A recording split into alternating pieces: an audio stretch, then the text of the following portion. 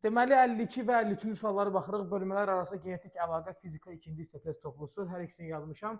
İndi bundan sonra bir dənə sual göstərərəm, amma prosta onu yazmamışam, şəkli yoxdur. Deməli 52-ci suala deyir ki, radioaktiv maddədən buraxılaraq bir cins maqnit sahəsinə daxil olan alfa zərrəcik hansı istiqamətdən meyl edər?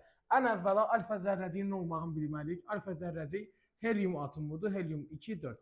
Bunu qeyd edirik. Bu nə üçün lazımdır? Bu ona görə lazımdır ki, bunun Q'su müsbətdir.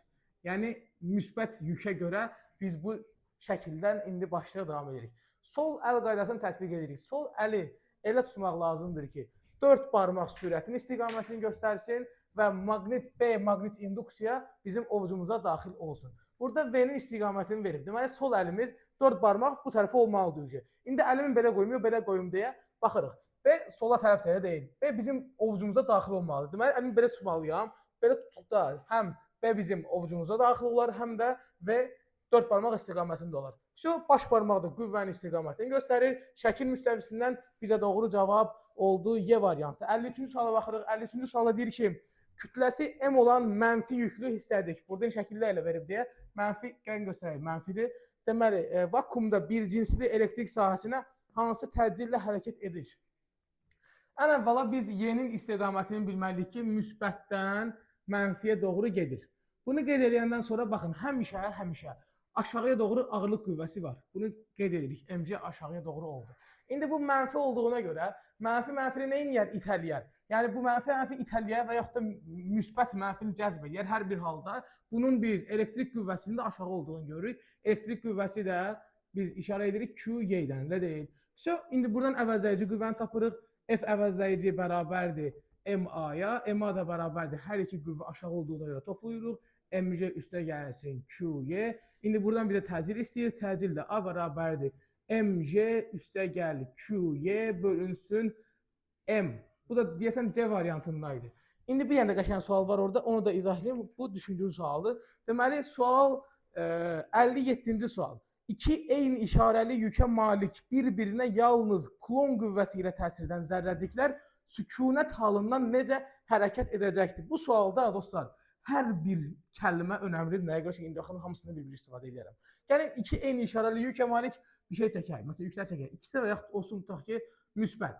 İndi baxın, klon qüvvəsi təsirinə görə biz bilirik ki, eyni işarəli yüklər bir-birini itələyər. Ona görə yazdım, bu tərəfə gedər, bu tərəfə gedər. Hər ikisi də sükunət halından başlayır deyə V0-ı 0 yazıram. Tutaq ki, belə bir hal yarandı. Deyir ki, necə hərəkət edirlər sükunət halından? Bunlar bir-birini tədricən itələyirlər, elə deyil. Klon qüvvəsinin düsturu yazırıq. F klon bərabərdir nə? K modulda Q1, modulda Q2 bölünsün epsilon R kvadratı. Bu düstura baxın. Deməli, hər ikisi mənfi də ola bilər, hər ikisi müsbət də ola bilər. Ona görə deyir ki, fərq yoxdur, eyni işarəli olsun. Ona görə modulda yazdım. Hər ikisi mənfi olsaydı, yenə də modul o söhbət təsir eləməzdi mənfi işarəsi. Biz buradan görürük ki, klon qüvvəsi məsafə ilə kvadratik tərs asılıdır. İndi bunlar eyni işarəlidirlər deyə bir-birini eləyərlər, tədricən itələyərlər, elə deyil. İtələdikləri zamandan etibarən bunların arasındakı məsafə nə olar? Artar. R artdığına görə bundan kvadratik tərs asılıdır, elə deyil. Deməli, avtomatik klon qüvvəsi nə olar? Azalar. Burada deyir ki, indi baxın, deyirəm hər kəlməni önəmli. Deyir ki, yalnız klon qüvvəsi ilə təsir edir. Deyir, yalnız klon qüvvəsi ilə təsir edir. Deməli, burada başqa heç bir qüvvə yoxdur. Ona görə əvəzləyici qüvvəni mən klon qüvvəsinə bərabər edirəm. F əvəzləyici yazıram, F klona bərabərdir. İndi F əvəzləyicinin düsturu nədir? MA. Deməli, F klon həm də MA-ya bərabərdir. İndi buradan təcili biz tapırıq. A bərabərdir F klon bölünsün M. Biz tapdıq ki, R artdığına görə F klon azalır. F klon azaldığına görə təcil də azalar. Deməli, azalan təcillə hərəkət edir. Zaten cavabımız çıxdı C variantı. Bir dənə də mən fikir deyim, deyir ki, sükunət halından necə hərəkət edəcəklər? İndi bunu biraz uzada bilərdik. Sükunət halından hərəkət etmək odur ki, bu sükunətdə desə də bunun sürəti yoxdur. Deməli, bu yavaşlaya bilməz. Bir cismin sürəti olmalıdır ki, yavaşlasın. Bu əgər sükunəti yoxdursa, bu sükunətdə hərəkət eləmirsə, bu yalnız yeyinləşən hərəkət edə bilər. Deməli, cavabımız azalan təcillə yeyinləşən verməyib, ev yox, azalan təcillə. Əsas da azalan təcil olsun.